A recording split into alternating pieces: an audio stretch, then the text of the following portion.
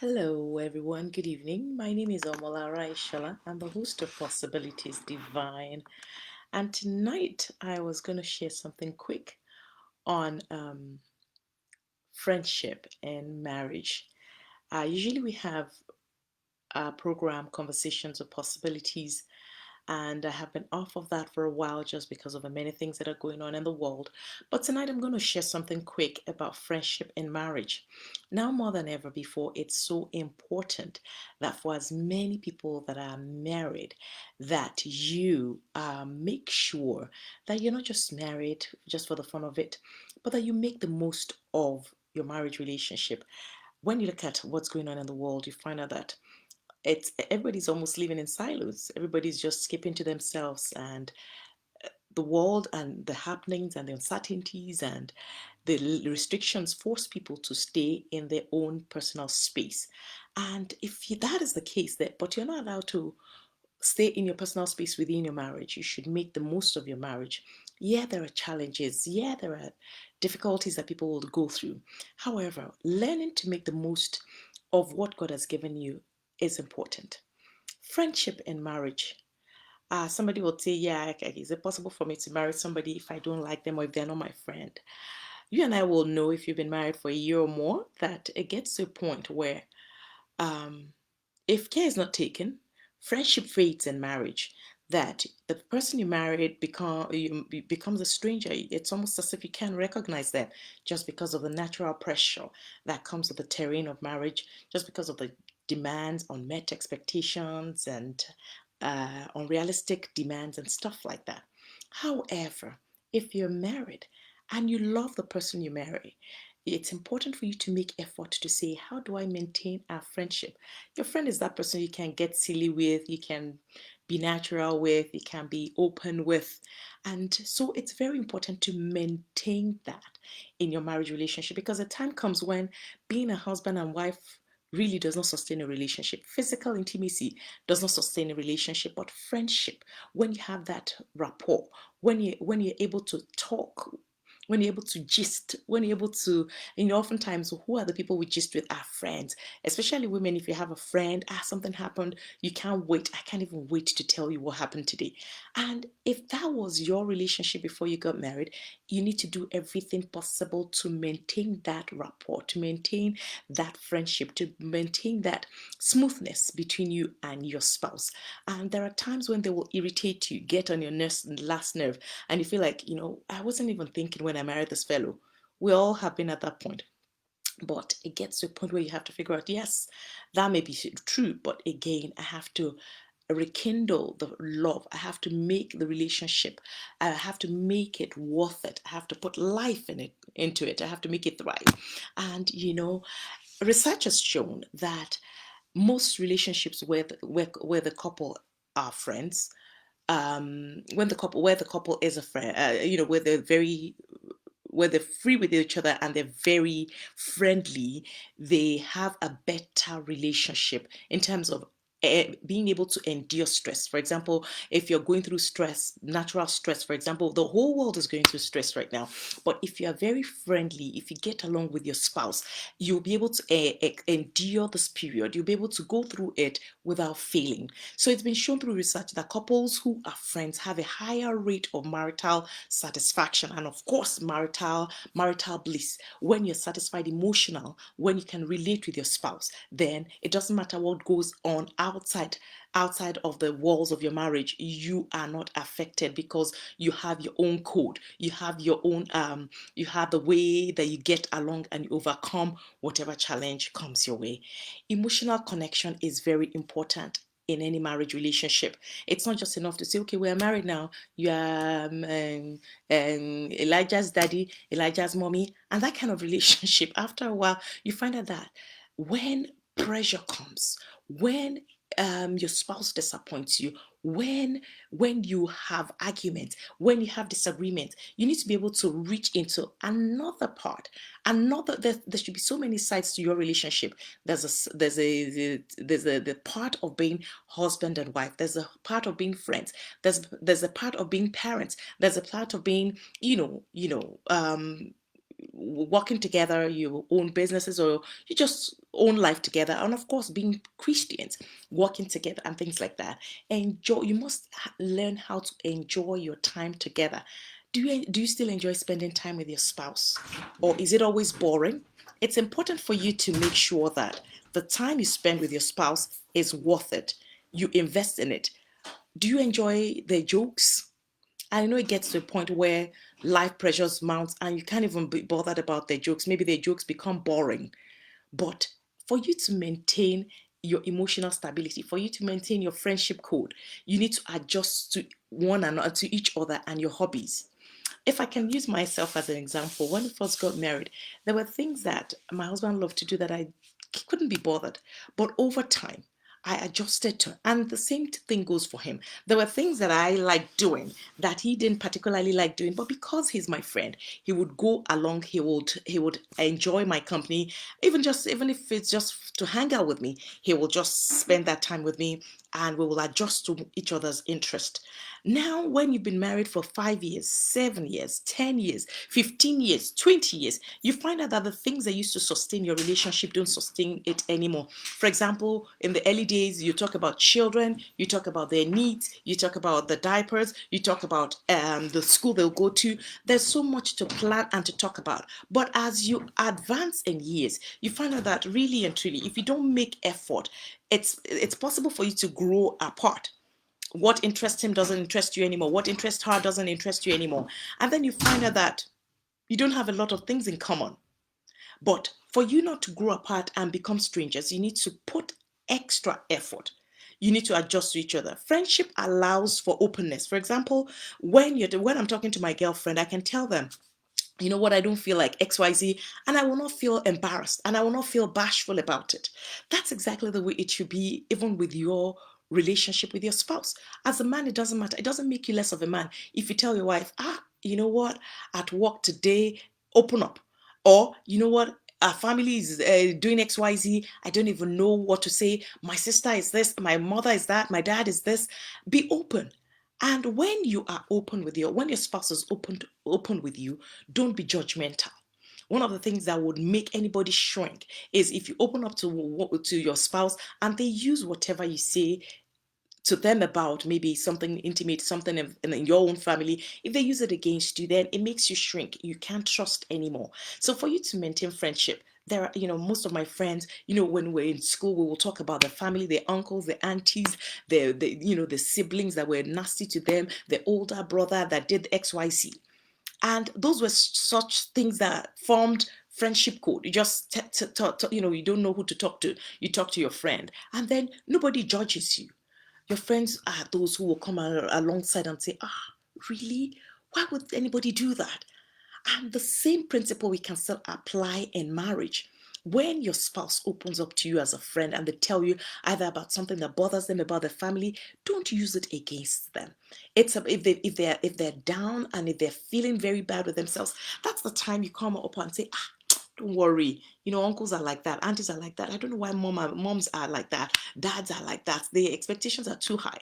And when you come alongside like that and you just diffuse the tension, then you're able to joke with it. And friendship allows you to be vulnerable. I think I can build on that. When you are friends with your spouse, you are vulnerable. You can tell them how you feel. You can tell them about your weaknesses. You can tell them, there are times that you're like, goal setting, I don't even feel like setting any goal. Especially with the pandemic, I don't feel like setting any goal. What is there to look forward into the future? And then they will come along. And when your spouse is sounding like that, it's not that time they'll say, that's why you failed the course you registered for. That's why is it that you're always negative? For somebody to be negative and open up to you about it and say, I don't even feel like doing anything. What you do, what a friend does, is that a friend stands there. You assist that person, you help them to, you adjust their lens so that they can see a better view, a better perspective. That's what friends do. And if we can do that to our friends outside, how much more our spouse? So if you've been judgmental with your spouse, if you've been negative, if you've been overly critical, everything they say you have something negative, you're always criticizing, it's time to turn things around. It's time to say, this person is my friend. They need a hand, they need a shoulder, they need some listening ears. And when you add that to your spouse, you find out that your relationship will take an upward, a positive turn.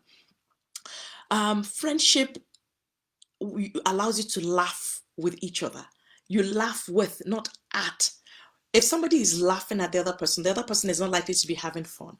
For example, when you are laughing together, it could be as a result of things. When we first got married, my husband is from Nigeria as well. He's also Yoruba, but I have a dialect, and he also has a dialect. And so one of the things we did was that, how do you say this in your dialect? How do you say this in your dialect? And we will laugh and laugh and laugh because even merely saying those things would remind us maybe we haven't used those words in a long time.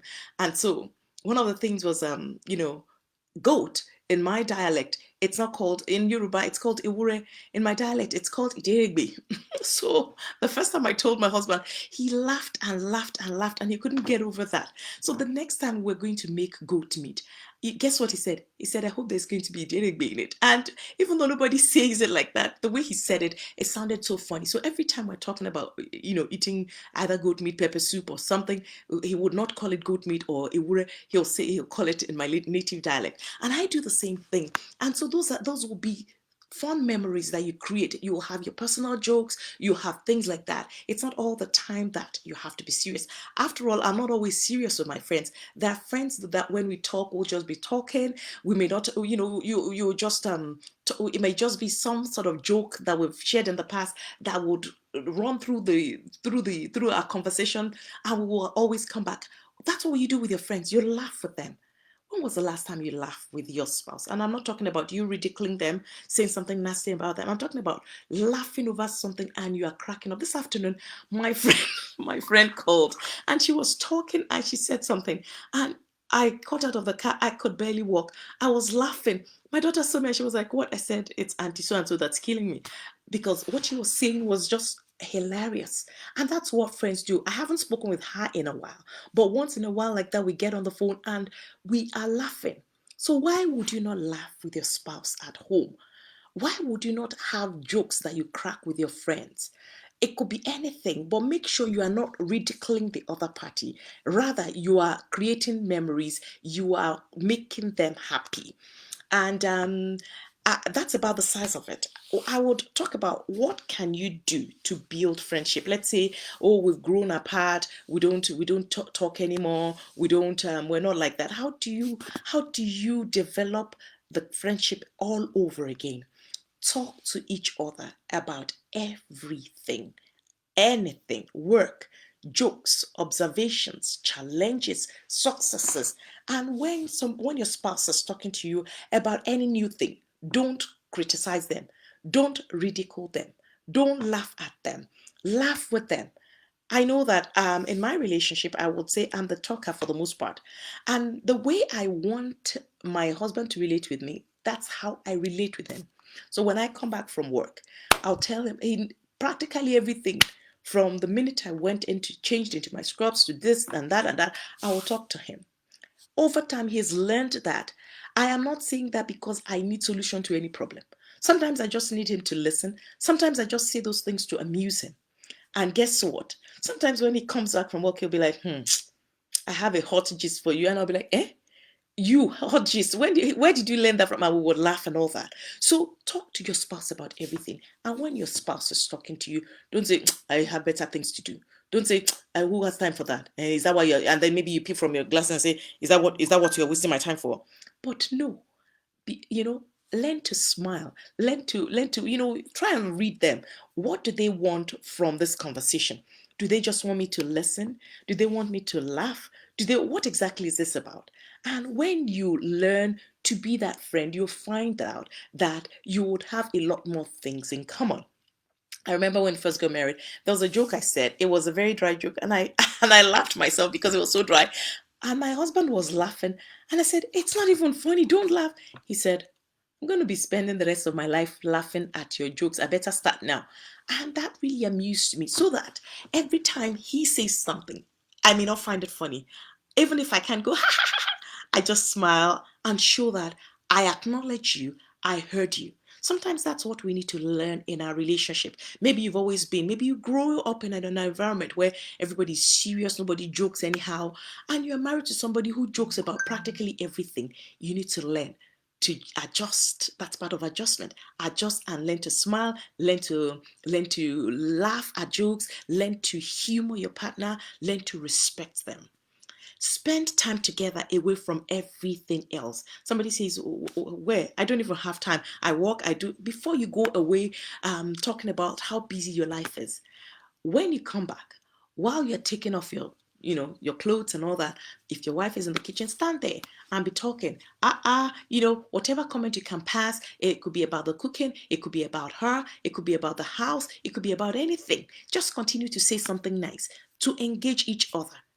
Don't let it just be, hey, how was it? Good, good, good. How are the children? Children, they were out of diaper. We're out of baby formula. We ran out of meat. Now I have to go to. Don't let it be transactional alone. When it's just about that, once you've done it, you find out that people who are transactional in their conversation and their relationship, when they grow older, there's nothing to talk about anymore. The children are grown. Nobody's wearing diapers. Nobody's eating formula. As a matter of fact, nobody's eating the same food anymore. And then it becomes boring. So learn to talk to each other. How was your day?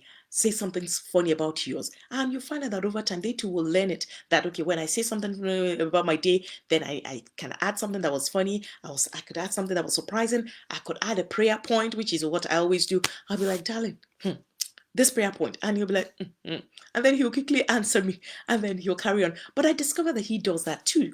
The other day he came in, he said, my dear, there is a prayer point from, it was supposed to be a gist, but he pulled out a prayer point, and I said, I am being a good influence on this guy. So whatever it is that you want in a relationship, in your friendship with your spouse, why don't you model it? Why don't you do it?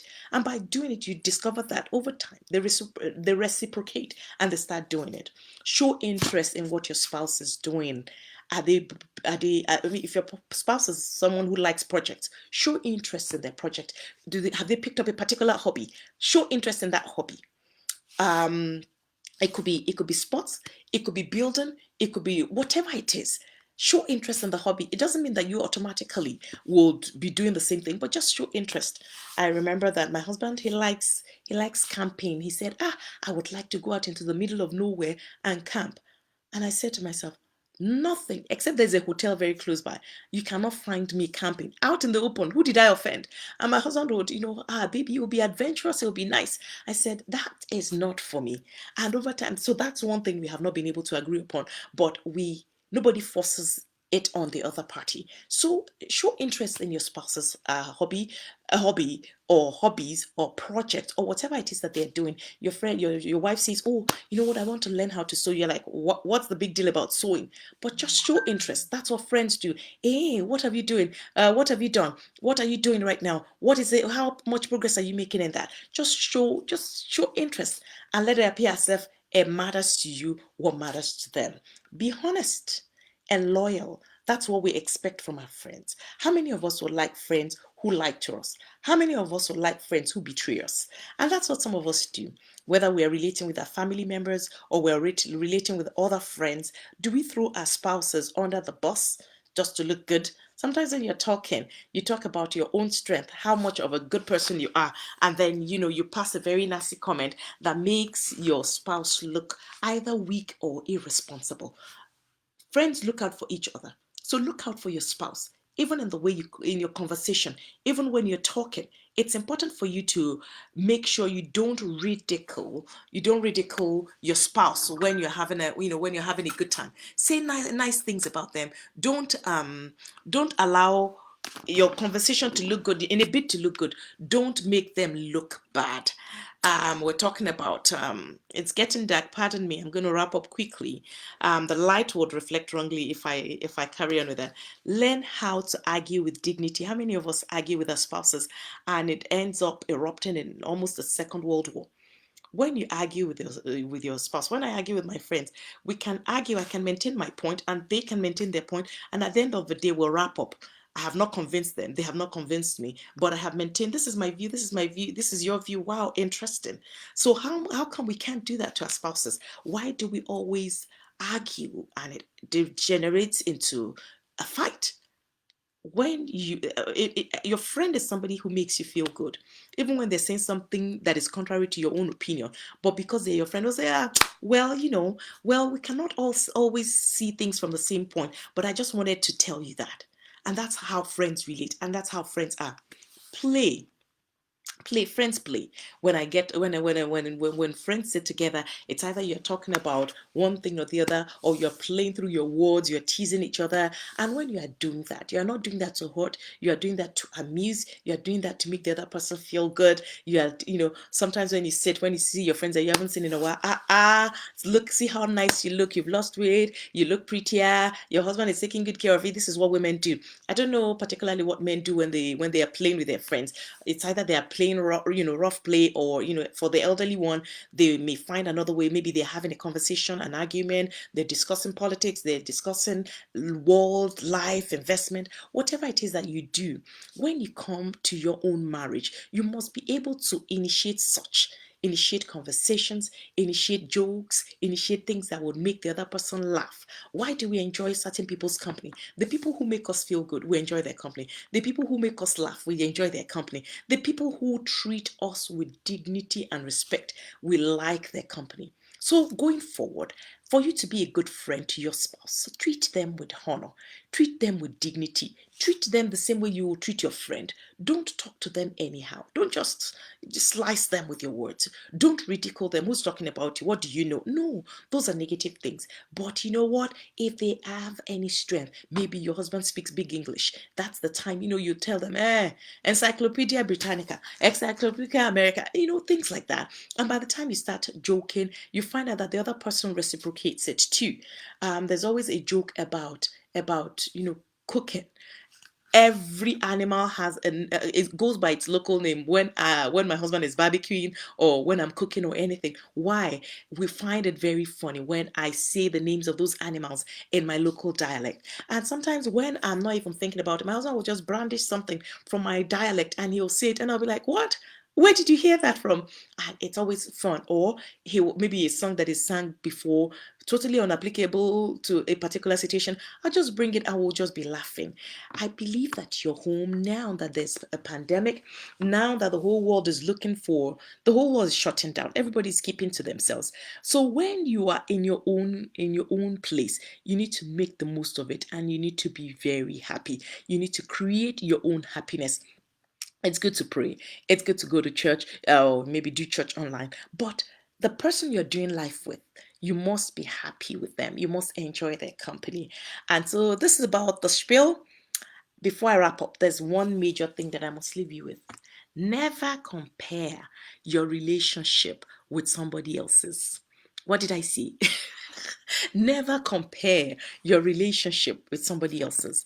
The fact that you see Mr. A and Mrs. B laughing, or the fact that you see them carrying on, does not mean they don't have any challenge. It just means that they have learned very well how to manage their relationship. So, the assignment for you as you go home is that you go and manage your own relationship very well. There's always a growth gap in a relationship. When you identify and you close that gap, you begin to see things pan out very well in your own marriage relationship. It's possible for you to laugh. It's possible for you to be friends with your spouse again. It's possible for you to trust them with money again. It's possible for you to trust them even with your secret again. It's possible for you to trust them. You have trusted them with your life anyway. You might as well trust them with any other thing. And I pray that the Lord will help you. Every marriage that is undergoing a difficult time, the Lord will heal, the Lord will mold, Lord will mend in the name of Jesus. God bless you. And for those who just joined, thank you for everyone who has joined. The Lord bless you. I hope you are blessed by one or two things that I've shared. Maintain the friendship in your relationship, and the Lord bless you. This is about the size of it. Have a wonderful weekend, and God bless you. Bye now.